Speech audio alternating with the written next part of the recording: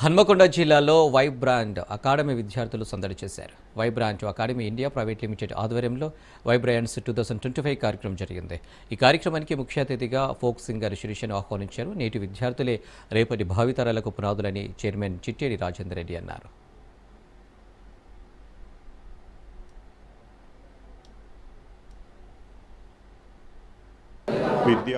విద్యార్థులకు విద్యతో పాటు మరి మానసిక ఉల్లాసానికి ఇట్లాంటి ప్రోగ్రామ్స్ అవసరమని భావిస్తూ మేము ఈరోజు ఈ ప్రోగ్రాం నిర్వహిస్తూ ఉన్నాం.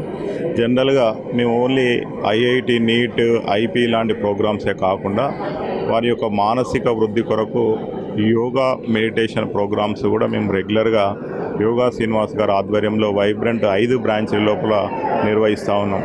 దాంతో పాటుగా అంటే అకాడమిక్సే కాదు, వారి యొక్క మెంటల్ స్టేటస్ కానీ వాళ్ళు అంటే ఫిజికల్గా ఉండడానికి ఇట్లాంటి ప్రోగ్రామ్స్ అవసరమని కల్చరల్ ప్రోగ్రామ్స్ కూడా నిర్వహించాలనే ఉద్దేశంతో ఈరోజు మొత్తం మార్నింగ్ 10 గంటల నుండి సాయంత్రం 7 గంటల వరకు ఈ కేఎల్ఎన్ ఫంక్షన్ హాల్లో ఆటపాటలతోటి మరియు ఈ ప్రోగ్రాంకు మేము ముఖ్య అతిథిగా DIO and incharge RJD of northern Telangana Gopal గారిని చీఫ్ గెస్ట్గా ఇన్వైట్ చేయడం జరిగింది.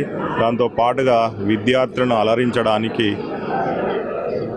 శిరీష ఫోక్ సింగర్ను కూడా ఇన్వైట్ చేసినాం. ఆమె ఆధ్వర్యం లోపల ఈ ప్రోగ్రాంను విద్యార్థులు చాలా ఎంజాయ్ చేస్తూ ఉన్నారు.